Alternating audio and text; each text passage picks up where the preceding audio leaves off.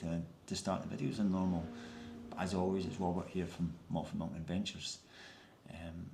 I've had this video in the pipeline for a few months now, but today seemed the perfect opportunity to get it filmed. And reason being is that we have a red warning outside, so we're getting winds of 70, 80 mile an hour battering us. So there was no chance that this was going to be a camping weekend. So the video in question, as you've probably seen by the title, is the best of 2024. And this was all voted via community posts and also Facebook. I put a few polls out, 5 topics in particular, so that we could just basically look over the previous year. So for anyone who's maybe new to the channel, for everyone that wins, for the videos that win the awards, I'll leave a little link as they come up, so feel free to click on them and do a little back look of some of what has been voted as some of the better moments and the better videos of the year. So without further ado, let's get into award number 1. Now, award number 1 isn't so much about best videos. This one's actually it's done as best tent. Now, it's not necessarily the best tent to use, but what got voted for was like the tent people most enjoyed me to see out camping, I guess. It wasn't the one that I thought would win.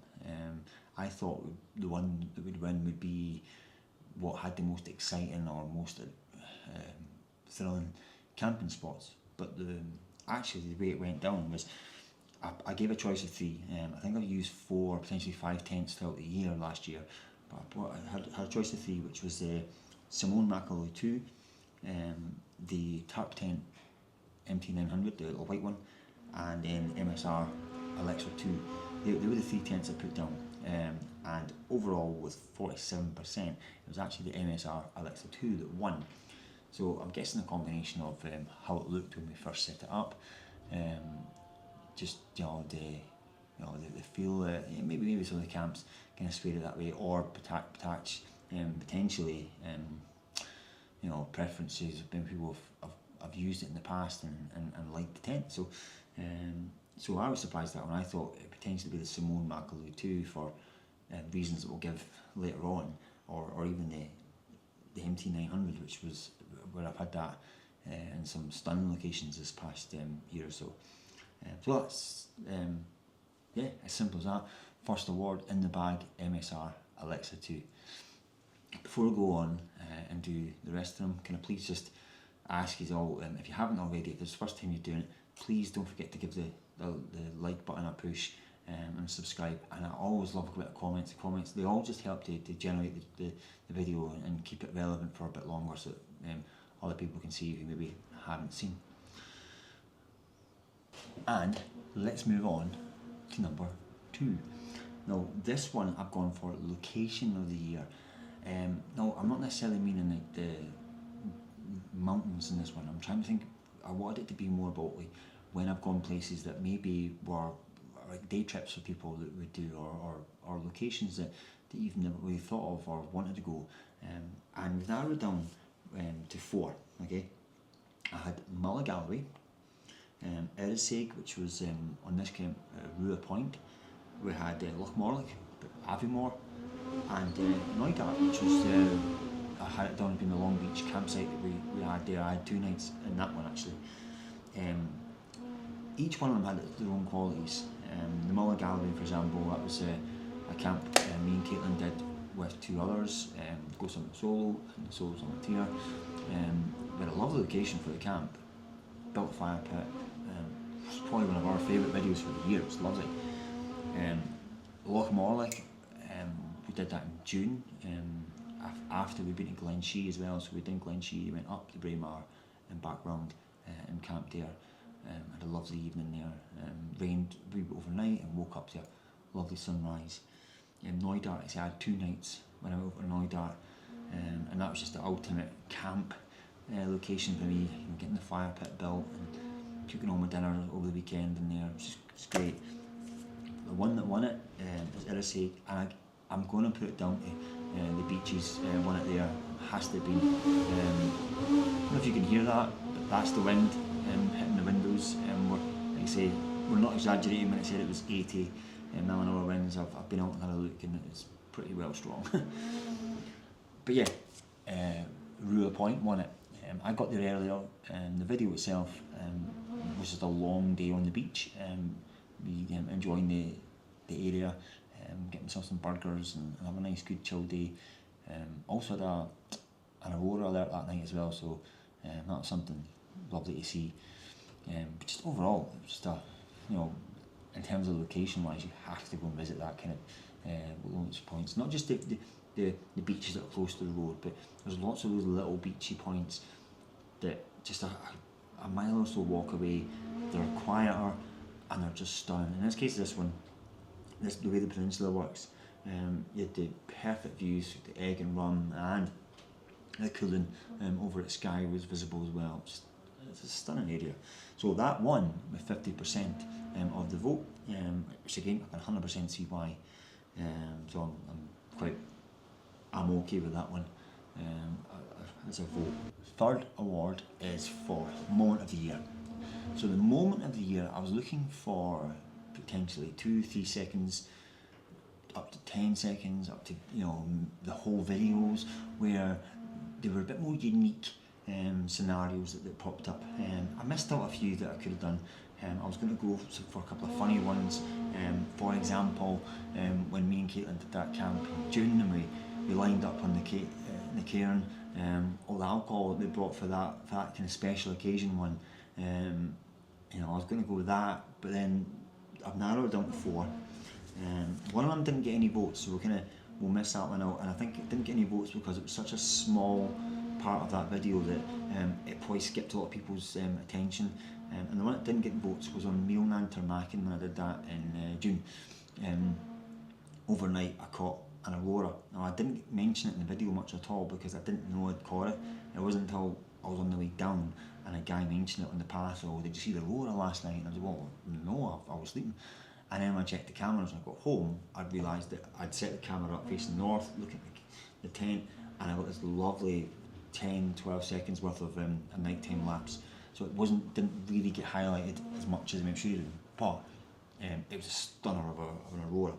However, what it did get was the other ones all got a little bit of a vote.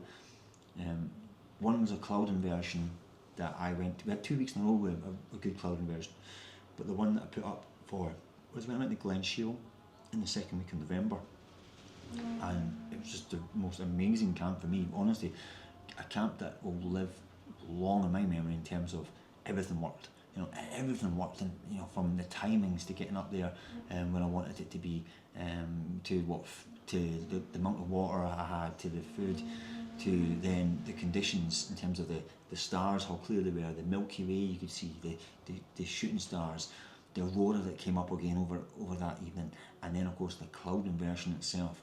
Waking up to that cloud inversion was just amazing. It was such a long bank of cloud, and only the higher summits, like I was 1100 I think it was, and I think it was about 1,000 metres plus were all peeking out. Everything below that was underneath, so the summits weren't as obvious as normal. It had quite that, almost like being in an airplane type feel. It was just fantastic. So that was one.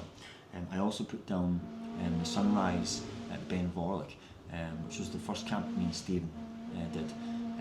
What was significant about that one was Stephen initially got the photo of it as the sun was coming up, it hit the cloud and created almost like like this spray of light coming through, which then prompted me to get my drone up, and I got the drone coming up over Ben Vorlich and capturing this 10-12 seconds worth of footage. It just was, I put it at the beginning of the video as well, just to show what as a kind of real highlight of what was coming.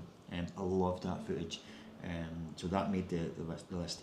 And then the other one was that history making aurora that we had, where we camped, me and Stephen, we shared the camp up above Devil's Beef Tub on Great Hill, and that was one of them nights where we just couldn't believe our eyes.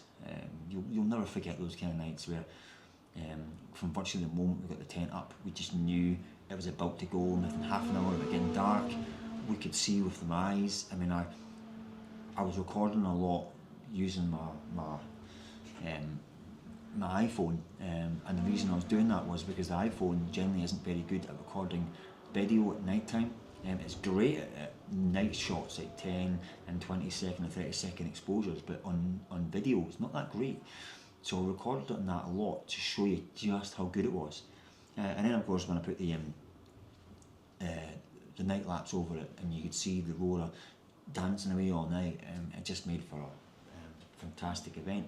So for moment of the year, you could probably already guess where this went, and it was that Aurora, 71%, which I can completely see why you would pick that one. That's not just my moment of the year, that's probably, unless something happens over the next 10-20 years, that'll probably be a moment that I'll live in my lifetime. That's just a stunner, like, honestly. So yeah, I have to go with that one. Before I move on to awards 4 and 5, I just want to ask, I'm going to be putting in the comments, I'd love to know for future and for next year, if you have any little ideas of other awards you think would be quite interesting to put on. Like, I'll give you one as an example. Like, we've had a camp recently where we had the bail, so something like maybe bail of the year or fail of the year kind of thing might be a fun one. Or even, like, there was a few times I thought about, would it be a funny moment one of the year where, you know, an interaction with a sheep, for example, or something that you thought was funny that you didn't realise, you know, do we act? So think of some ideas, and I'd love to know what your comments are. Or if you have your own YouTube channel, I'd love to know if it's something you'd fancy you could put in yourself. Because it's just a different way of doing like the end of year stuff. But a lot of people like to do when you get to the end of the year, you like to put your videos together in a diary. I thought I'll do this as just a different way of doing it. So 3 down, we got 2 to go. Next up we have Summit Pitch of the Year. Now, when I put the description up for this one, I was really trying to get you thinking more about what looked like the pitch, the trickiest place to put a tent, you know, and that gave you the most wow view, you know. So there was maybe 1 or 2 that I could have put on there. Like, for example, I missed out my Glencoe one in July, you know, when I camped in the Wildcamping. It was a nice pitch, and maybe it would have made higher if I had not been so annoyed or not having my drone working that night. But I just felt like I'd put myself in a bit of a sheltered part of the Wildcamping. I had rocks right behind my tent. I didn't feel like I was that exposed. I had a nice view, but for me it wasn't my favourite pitch. It wasn't my memorable pitch. However, what I picked was 4 that I thought were pitches that just looked iconic type pitches. So we went for Ben Hallam, which was my first one of last year in January last year. Big snow camp. You know, it was just one of them ones where we had 6-7 days of snow and ice, and then it crunched up and it was a perfect place to go for a camp. Second one, I had Red Pike, which was, I think, my first Lake District one of last year. Very tough one to pitch on because it's very rocky, quite a hard surface. So I actually took my hammer for that one because I knew I'd probably have trouble even finding a rock, and there wasn't very many rocks along the cairn that were available to pick up and use. So I was actually quite glad I brought I probably had to come off the summit, otherwise maybe even gone up to High Style, I think it's called, the next one up, I think, and try my luck up there, or somewhere in the Bealf, or whatever they call it, the Cull, I think they call it in the lakes. Next one is the Brack. Now the Brack, I mean, I got honestly, I loved that pitch, especially when you seen it on the drone shots, when you look back and you look round and you can see this the little white tent pitched on the top. When I've seen other people camp up there, they've often camped in the little loching just below the summit. Nah, if I'm digging my tent up that high, I'm getting to the summit and I'm hammering it out. So I was chuffed at that pitch. I had not seen anyone pitch it at that spot up until that point.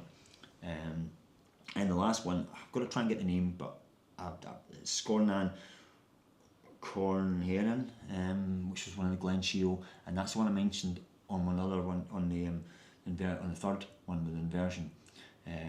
Again, it was another one of them pitches where it was a bit rocky. It wasn't the absolute best pitch, or slightly at an angle, so it was kind of sliding a wee touch.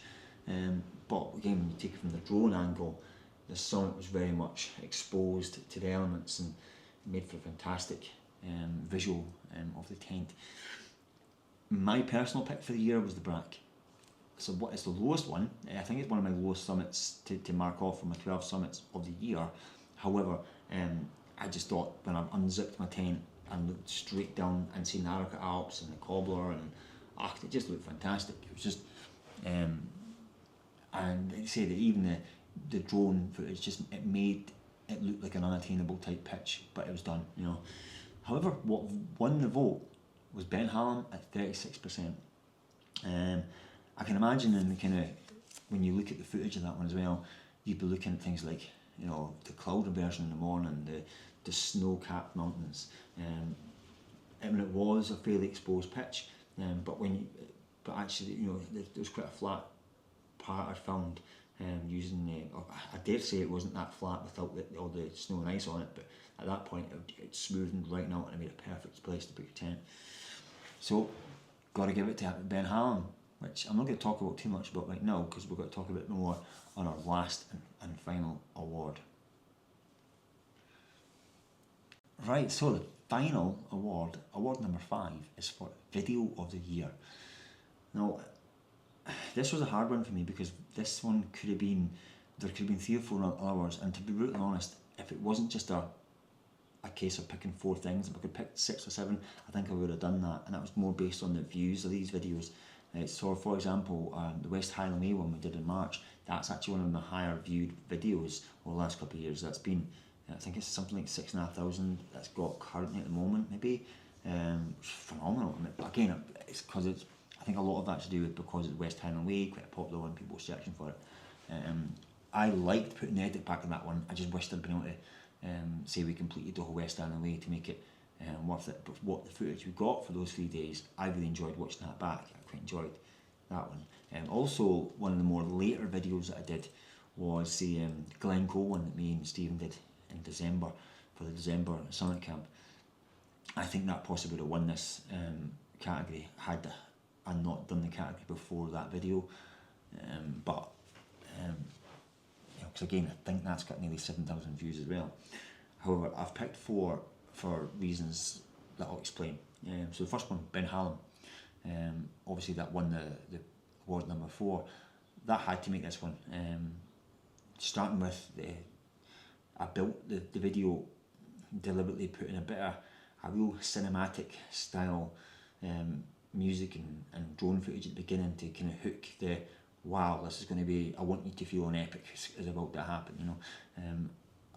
I kept a lot of extra footage in the middle part of it to almost delay that out to kind of give you that sense of, right, something's coming, let's keep it going, so that when you get there you're like, wow, like this is, you know, sometimes when you do those 15-minute videos, you've put all that in one video, and you know, you've not really had the chance to appreciate the real good stuff towards the end. So the drone footage to me was just made that one else just stand out, and you know, the scenery was just amazing. It was one of them camps you just can't forget in a hurry, you know.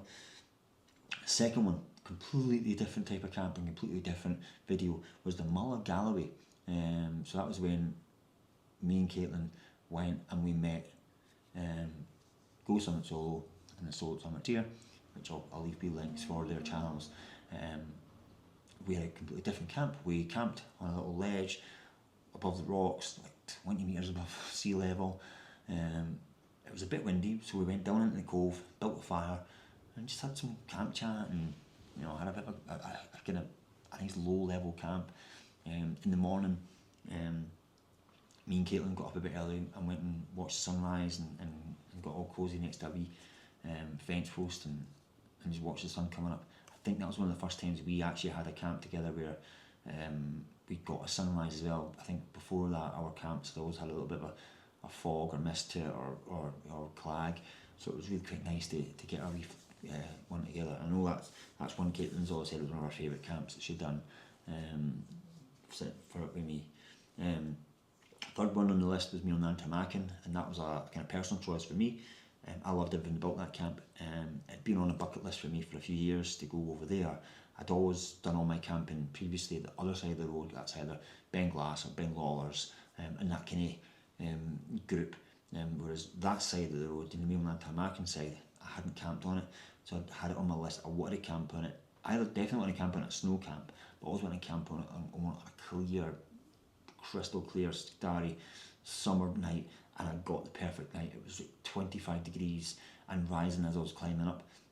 By the time I got up to my pitching point, I was dripping with sweat, so I'd stripped right down.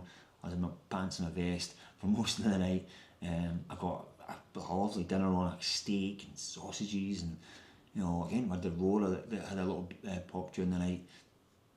And I just lazed about in my tent in the morning with the doors wide open. A little breeze would pop through and just help dry out my clothes, because I left them out overnight to try and dry in the heat. And I just remember thinking to myself, why would I want to come off this mountain? It's just such a fantastic feeling, that one. It was, honestly, that was one of my favourite camps. I got up nice and early and walked over to and did the mainland Tamakan, or Tamakan Ridge as we call it, and again got some brilliant drone footage of that, which I was quite happy with. And then the fourth one that came on this list was maybe one a wee kind of curveball, one a wee surprise, and it's Ben Vane. Not a camp one, which is quite rare for me at the moment, because I don't seem to do many just hiking videos. Now, the reason why this was come up is largely because one of my mates who watches the channel, Dan, he'd mentioned that a few months ago in the chat. He thought that was my best video I'd done. He enjoyed that the most. It's a shorter video, which I mentioned earlier, and I think that's maybe why that video worked so well, because it was shorter, it was a sunny day, and it highlighted to me why Ben Vane's such a fantastic little mountain to go. You're up and down in about 4 and a bit hours, or you can take your time and have a nice wee day out on it. But it's got some scrambly and craggy bits. When you get to the summit, there's there's a couple little plateaus where you can then really just get, because you're slightly underneath the other Munros, you're just left with a fantastic view, a vista that goes 360 around you. It's just fantastic. So I can see why that one made the list. On to the winner, and surprise, surprise, it is Ben Hallam. Now again, when I'm talking about video wise, I would say the music would play a part there. It was one of the first videos I really got to use the Insta360 as well, so I used that in a few of the shots, which maybe people liked, maybe didn't like, I wasn't sure, because I pulled it out a wee bit and almost gave that the kind of round eye earth view, I think it's called, with the rounded lens a little bit more on that one. But I did that so you could see the kind of ridge as I walked across up onto the summit. So yeah, I think I really enjoyed that video. I remember when I edited, watched it back a couple of times. I always watch them back maybe once or twice to make sure that I've not missed anything. And it was one of the ones at that point in time that I watched back thinking, I really liked that video. I really enjoyed how that one went down, I would say since then, my personal favourite video that I've done is actually my Glencoe one from December, which was, if you haven't seen that one, you need to go back and watch that. It's just fantastic. Again, I'll drop a link right about now so you can see the Glencoe pop up and just use that as your next little thing. So, with that being said, that is the 2024 awards for me. Like I say, a little bit later than I planned. I wanted to get this one done just before Christmas, or in between Christmas and New Year, but it's been busy moving house and stuff. I'm going to go back and enjoy listening to that wind now and start editing on this and put it together. Thank you very much for whoever subscribes and obviously likes the channel, all your wee comments. It's always great to hear. Got loads of trips lined up this year. Got a few single dayers and a couple of doubles, and I'm hoping to add up, and potentially, if you think back to a couple of years ago, I went on a road trip with Terry. I'm hoping to do another similar thing with him in a few months' time. With that being said, for the ones that haven't seen that road trip, I'm actually going to put that together as one big movie soon, so you can, so if you haven't seen it before, or maybe you have and you quite enjoyed watching that, but instead of finding all the individual videos, I'm going to stick it as one big video and let you see how that went about as a week road trip. Something that if maybe you're thinking yourself things to do, that gives you a really cheap holiday, because it was a fun way of just seeing Scotland. Anyway, hope you've enjoyed this one. Something a little bit different. And as always, check you in the next one. Thank you very much. Stay safe, everyone. I'll see you soon. Bye bye.